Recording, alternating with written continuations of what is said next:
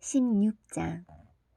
베네시 부부가 이모와의 약속에 별다른 반대 의사가 없었고 콜린스 씨가 양심의 가책을 느낀다고 한 데 대해, 즉 손님으로 와서는 베넷 부부를 놔두고 하룻밤 외출을 하는 것이 마음에 걸린다고 하는 데 대해 정말 괜찮으니 염려 말라고 한 덕분에 콜린스 씨와 5명의 사촌은 시간에 맞춰 마차를 타고 메리턴으로 가게 되었다.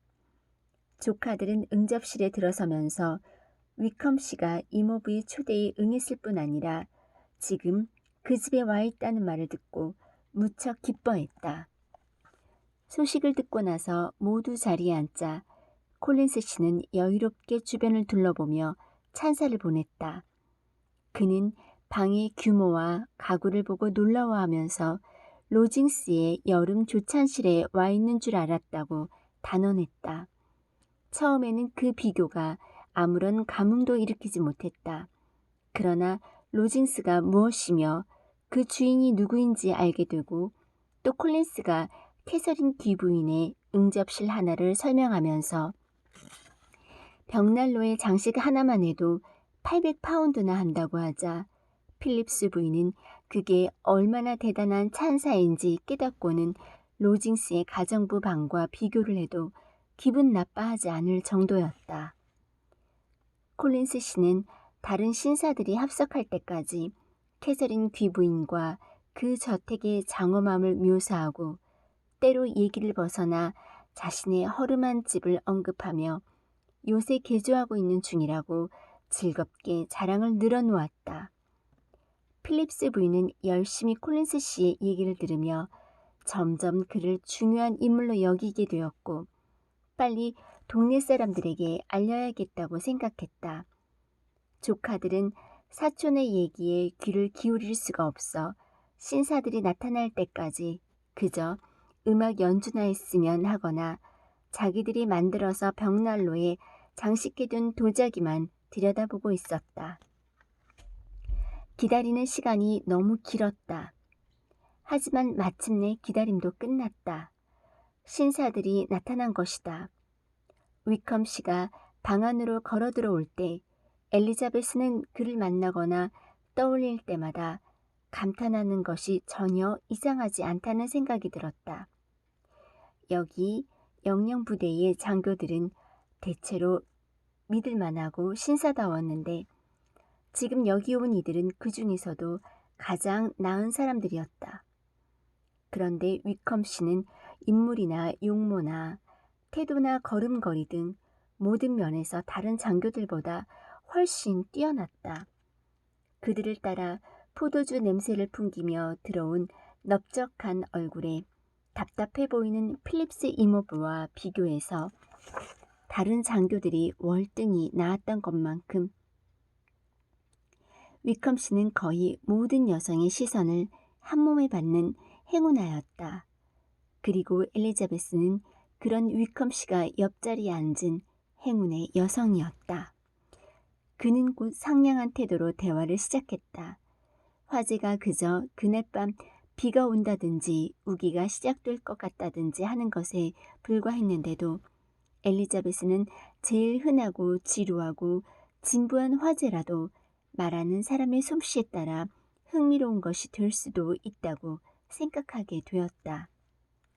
아름다운 여성들의 주목을 끄는 위컴 씨나 다른 장교들 같은 경쟁자들 틈에서 콜린스 씨는 미미한 존재로 가라앉아 버리는 것 같았다.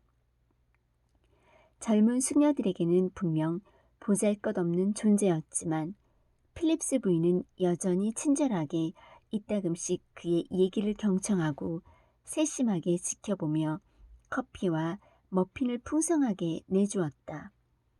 카드 테이블이 준비되자 그는 4인용 휘스트 게임을 하려고 앉으면서 그녀에게 고맙다고 인사할 기회를 얻었다. 게임하는 법을 모르지만 기꺼이 배우겠습니다. 왜냐하면 현재 제 입장은, 필립스 부인은 그가 수락한 데 대해 고맙다고는 했지만 그 이유까지 들으려 하지는 않았다. 위컴 씨는 게임을 하지 않고 다른 테이블로 향했다. 그리고 대환영을 받으며 엘리자베스와 리디아 사이에 앉았다. 처음에는 리디아가 워낙 말을 잘해서 그를 독차지할 위험이 있어 보였다. 그러나 리디아는 제비뽑기 게임도 그만큼 좋아해서 게임에 몰두하여 상금은 자기 것이라며 내기를 걸고 열심히 소리를 지르느라 특별한 한 사람에게 관심을 둘 수가 없었다. 따라서 게임에 몰두하도록 리디아를 놔둔 채 위컴 씨는 여유롭게 엘리자베스와 담소를 나누었다. 엘리자베스는 정말 듣고 싶었던 얘기, 즉 다시 씨와 어떻게 아는 사이인지 얘기를 해달라고 할 수는 없었지만 그의 말에 열심히 귀를 기울였다. 하지만 예기치 않게 그녀는 호기심을 충족시킬 수 있었다. 위컴 씨 본인이 그 얘기를 꺼냈던 것이다. 그는 메리턴에서 네더필드까지 거리가 얼마나 되는지 물었다. 그녀가 대답하자 그는 머뭇거리는 태도로 그곳에 다시 씨가 얼마 동안이나 머물렀는지 물었다. 한 달쯤 되었지요. 엘리자베스가 얘기가 중단될까봐 얼른 덧붙였다. 그분은 더비셔에 엄청난 재산을 갖고 있다고 하던데요.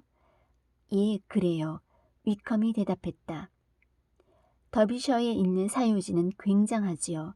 한 해 수익이 1만 파운드나 됩니다. 그 문제에 대해 나보다 더 확실한 정보를 줄 수 있는 사람은 없을걸요.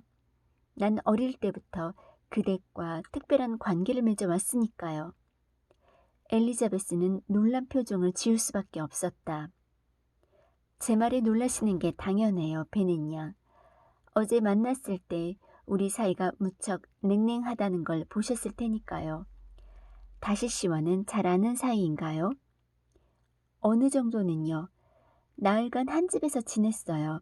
그런데 무척 불쾌한 사람으로 생각되던데요. 엘리자베스가 흥분해서 소리쳤다. 그가 불쾌한 사람이다 아니다 그런 의견을 말씀드릴 권리는 내게 없습니다. 의견을 내놓을 입장이 못 됩니다. 그 사람과는 너무 오랫동안 잘 알고 지낸 사이라 공정하게 판단할 수가 없습니다. 객관적으로 공정하게 대할 수가 없어요. 하지만 그 사람에 대해 당신이 그런 의견을 낸다면 아마 사람들은 깜짝 놀랄 거예요. 아마 다른 데서는 그런 의견을 강하게 표현하지 않으시겠지요. 여기서야 가족끼리 있는 거니 그럴 수 있겠지만요. 위컴이 말했다. 사실 전 동네 어느 집이든 지금과 마찬가지로 할 말은 합니다. 에더필드에선 아니겠죠. 하트퍼드셔에는 그에게 호감을 느끼는 사람이 없어요. 모든 사람이 그의 오만함에 질렸거든요. 그 사람을 좋게 얘기하는 사람을 찾지 못할 거예요.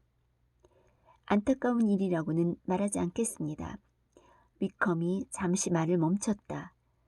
그 사람이든 누구든 자신의 가치 이상으로 과분하게 평가받지 못한다고 안타까워할 순 없겠지요. 하지만 그의 경우에는 자신의 가치보다 과분하게 평가되지 못하는 경우가 별로 없을 거예요. 세상 사람들은 그의 재산이나 사회적 지위에 눈멀거나 그의 오만하고 당당한 태도가 두려워서 그가 원하는 대로 그를 보게 되어 있으니까요. 안지 얼마 안 되었는데도 성미가 못된 사람 같아요. 위컴은 그저 고개를 흔들 뿐이었다. 그 사람이 이 지역에 오래 머물지 궁금한데요. 말할 기회를 다시 찾으며 그가 말했다. 전혀 모르겠어요. 하지만 네더필드에 있을 때 그가 떠날 거라는 얘기는 듣지 못했어요. 그 사람이 이 근처에 있다고 해서 당신이 영영부대에 머물려는 계획에 차질이 생기지 않았으면 좋겠어요. 아닙니다. 내가 다시 씨 때문에 쫓겨가는 일은 없을 겁니다. 그쪽에서 나를 만나는 것을 피하고 싶다면 그쪽이 가야지요. 서로 좋은 관계가 아니기 때문에 만나면 늘 마음이 아프긴 합니다만 그를 피할 이유는 없습니다. 세상 사람들 모두에게 당당히 말할 수 있는데 그에게 부당한 대접을 받았다는 기분과 그가 그런 인간이라는 데 너무도 고통스러운 회한만 없다면 말이지요. 베넷 양, 그의 부친인 돌아가신 다시 씨는 세상에 존재한 분 가운데 가장 훌륭한 분이십니다. 저를 진정으로 대해주셨지요. 그래서 다시 씨와 함께 있을 때마다 다정했던 그 부친과의 기억이 떠올라 무척 슬퍼집니다. 그가 내게 한 행동은 수치스러운 것이었지만 그가 자기 부친의 기대를 저버리고 또 부친에 대한 기억을 치욕스럽게 하지만 않았더라면 그 어떤 것이라도 정말이지 용서할 수 있었을 겁니다. 엘리자베스는 그 얘기에 더욱 관심이 가는 걸 느끼며 열심히 얘기를 들었지만 주제가 워낙 민감해서 더 이상 묻지는 못했다. 위컴 씨는 메리턴과 주변 동네와 사교 모임 같은 일반적인 화제로 이야기를 시작했는데 자신이 본 모든 것을 마음에 들어하는 것 같았고 특히 사교 모임에는 점잖으면서도 정중한 관심을 보였다. 내가 여기 영영부대에 들어오게 된 가장 큰 이유는 지속적이고 훌륭한 사교 모임에 기대가 있었기 때문이에요. 그가 말을 이었다. 여기 부대가 매우 점잖고 기분 좋은 곳이라는 걸 알고 있었거든요. 게다가 친구 데니가 자기가 묵는 숙소 얘기도 해주고 메리턴에서 부대가 큰 관심을 받고 있고 좋은 분들을 많이 만날 수 있다고 얘기해 주어서 더욱 마음이 끌렸지요. 솔직히 내겐 그런 사교 생활이 필요합니다. 살면서 좌절을 많이 했던 터라 고독을 못 견디거든요. 내겐 직업과 사교 생활이 필요합니다. 원래는 군대 생활을 할 생각이 전혀 없었는데 어쩌다 보니 내게 적합한 것이 되어버렸어요. 원래는 성직을 맡기로 되어 있었지요. 성직자가 되도록 교육을 받았고 지금쯤이면 무척 훌륭한 교구를 갖게 되었을 겁니다. 우리가 막 얘기한 그 신사가 반대하지만 않았다면 말이지요. 정말요? 그렇습니다. 돌아가신 다시 씨는 본인 관할에 있는 가장 좋은 교구에 부임할 권리를 내게 물려주셨지요. 대부님이셨는데 날 무척 아끼셨어요. 그분의 배려는 말로 이루 표현할 수가 없을 정도예요. 그분은 내가 충분히 먹고 살 수 있게 해주실 생각이셨고 그렇게 해주셨다고 생각했겠지만 자리가 비자 그 교구는 다른 사람에게 넘어가더군요. 세상에, 엘리자베스가 외쳤다. 어떻게 그럴 수가 있지요? 어떻게 부친의 유언이 그렇게 무시될 수가 있어요? 당신은 왜 법적으로 보상받을 생각을 안 했어요? 상속에 관한 조건에 법에 희망을 걸 수 없게 할 만큼 비공식적인 내용이 있었습니다. 명예를 아는 사람이라면 부친의 뜻을 의심할 수 없었을 테지만 다시 씨는 그것을 의심하는 쪽을 택하더군요. 아니 그걸 그냥 조건부 추천으로 간주하면서 내가 사치스럽고 경거망동해서 그 권리를 박탈당한 거라고 주장하더군요. 요컨대 이유가 될 수도 있고 아무것도 아닐 수도 있는 그런 이유로 말입니다. 확실한 건 그 교구는 2년 전에 자리가 비었고 정확히 그때 나는 그 직을 물려받을 수 있는 나이가 되었다는 것, 그리고 그 자리가 다른 사람에게 넘어갔다는 것입니다. 그리고 그 못지않게 확실한 건 아무리 생각해도 내가 그 직을 잃을 만한 그 어떤 일도 결코 한 적이 없다는 겁니다. 난 참을성이 부족하고 솔직한 성격이라서 때로 너무 자유로이 그 사람에 대해 얘기하고 또 그 사람에게 생각을 말하곤 했나 봅니다. 그보다 심한 일은 기억나는 게 없습니다.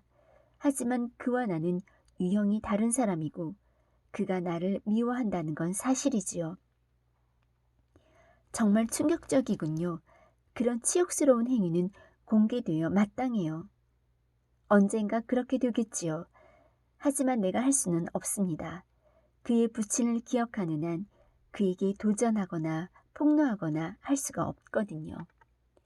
엘리자베스는 그 같은 감정을 칭찬하면서 평소보다 그가 더 잘생겨 보인다고 생각했다. 하지만 그가 그렇게 한 이유가 뭘까요? 잠시 후 엘리자베스가 물었다.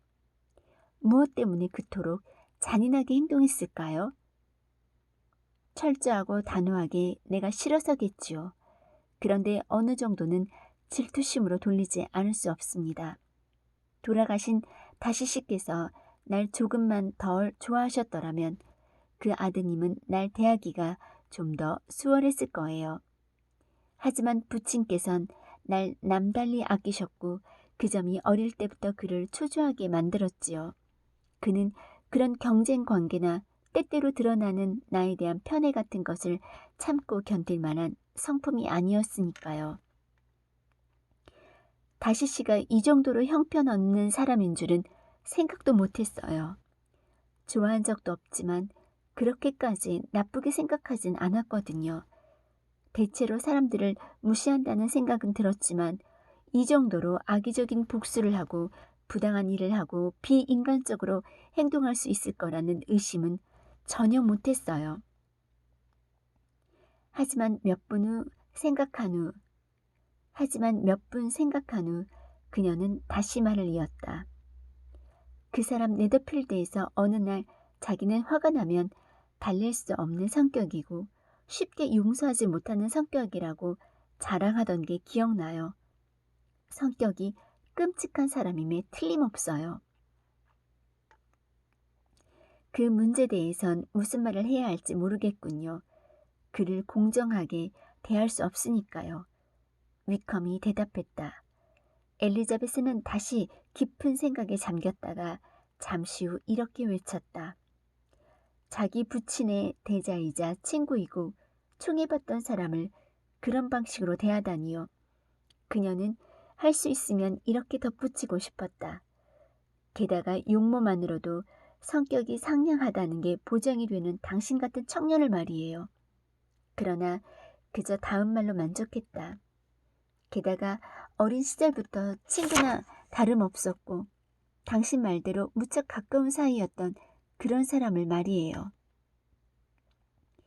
우리는 같은 영지의 같은 교구에서 태어나 어린 시절에 대부분을 한 집에서 보내며 함께 놀고 같이 부친의 보호를 받으며 자랐습니다. 내 부친은 당신의 이모부인 필립스 씨가 기여하고 계신 그 직업으로 인생을 출발하셨지요. 하지만 돌아가신 다시 씨에게 도움이 되기 위해 모든 것을 포기하고 평생을 펜벌리 재산을 돌보는데 헌신하셨어요. 부친은 다시 씨에게 높이 평가받아 가까이서 비밀을 나누는 친구가 되었지요. 다시 씨 자신도 종종 부친의 적극적인 관리에 크게 신세를 졌다고 인정하곤 했고요. 그리고 부친이 돌아가시기 직전 다시 씨는 내가 충분히 먹고 살 수 있게 해주겠다고 자진해서 약속을 하셨지요. 그때 난 그가 내게 애정도 있었겠지만 내 부친에 대한 감사의 표시라는 걸 확실히 알 수 있었어요. 정말 이상하군요. 정말 놀라워요. 엘리자베스가 외쳤다. 정말 이상해요. 다시 씨의 자부심이라면 당신을 정당하게 대했어야 했는데 자부심 말고 다른 이유가 있었던 게 아니라면 자부심이 워낙 강한 사람이라 부정직한 행동은 할 수가 없었을 텐데요. 그건 부정직한 거잖아요. 결국 자부심에서 모든 행동이 비롯된다는 것, 그리고 그 자부심이 종종 그의 가장 좋은 친구라는 건 훌륭한 일이에요. 그게 다른 어느 감정보다 그를 더욱 미덕에 가깝게 연결해 주니까요. 하지만 우리는 그 누구도 일관되지는 못해요. 그가 내게 한 행동에는 자부심보다 더 강렬한 다른 충동들이 깔려 있었지요. 그런 놀라운 자부심이 그에게 무슨 도움이 될까요? 도움이 돼요. 그 자부심이 종종 그를 아낌없이 베풀고 관대해지도록 이끌지요. 돈을 마음대로 내주고 후하게 대접하고 소작인들을 돕고 가난한 사람들을 구제하지요. 가문에 대한 자부심이자 자식으로서의 자부심입니다. 그는 자신의 부친에 대한 자부심이 강해서 이런 일을 해왔던 겁니다. 가문을 욕되게 하지 않고 평판 좋은 가문의 특성을 퇴색시키지 않고 펜벌리의 세력이 약하게 보이지 않도록 하는 게 강렬한 동기인 거죠. 그리고 그는 오빠로서의 자부심도 있습니다. 오빠로서의 애정도 약간 작용해서 자기 누이에게는 매우 친절하고 세심한 보호자입니다. 당신은 그가 가장 배려 깊고 훌륭한 오빠라고 불리는 걸 자주 듣게 될 겁니다. 다시양은 어떤 여성인가요? 그는 고개를 흔들었다. 그녀를 상냥하다고 말할 수 있었으면 좋겠습니다. 다시 가문 사람들을 나쁘게 말하는 건 고통스러우니까요. 하지만 그녀는 자기 오빠와 몹시 비슷합니다. 무척이나 자부심이 강하지요. 어릴 때는 다정하고 상냥하고 나를 굉장히 따랐답니다. 난 그녀를 즐겁게 해주려고 많은 시간을 바쳤어요. 하지만 이제 내겐 아무 의미도 없습니다. 나이는 15인가 16인가 되었는데 용모도 아름답고 상당한 교양을 갖춘 여성입니다. 부친이 돌아가신 후 런던에 머물고 있는데 부인 한 사람이 함께 지내며 교육을 맡아보고 있지요. 여러 차례 얘기를 중단하기도 하고 여러 차례 다른 화제도 시도했지만 엘리자베스는 다시 처음에 하던 얘기로 돌아오지 않을 수 없었다. 그녀는 이렇게 말했다. 그 사람이 빅리 씨와 친하다는 사실에 놀랐어요.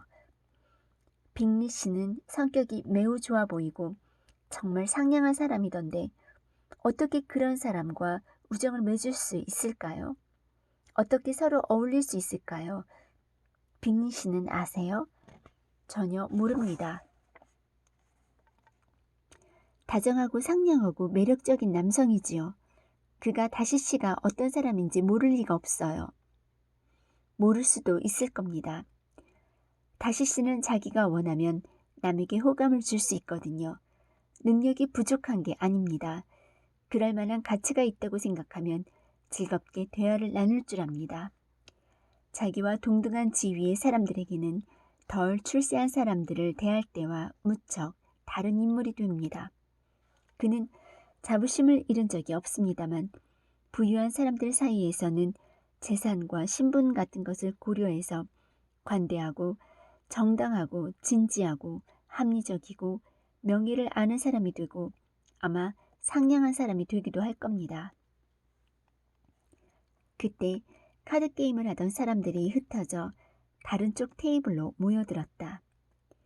콜린스 씨는 사촌 엘리자베스와 필립스 부인 사이에 자리를 잡았다. 필립스 부인이 그에게 좀 땄느냐며 일상적인 질문을 던졌다. 그는 따지 못했다.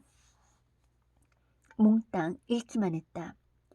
하지만 필립스 부인이 그 점에 우려를 표명하기 시작하자 그는 아주 진지하게 무게를 잡으면서 그런 건 전혀 중요하지 않으며 자신은 돈을 그저 하찮은 것으로 여긴다고 안심시키며 그녀에게 불편해하지 말아달라고 간청했다. 부인, 전 카드게임 테이블에 앉을 때는 이럴 수도 있다는 사실을 받아들여야 한다는 걸 잘 알고 있습니다. 그리고 다행히도 5실링을 꼭 따야 할 상황은 아닙니다. 물론 이런 말을 할 수 있는 사람들은 많지 않겠지요.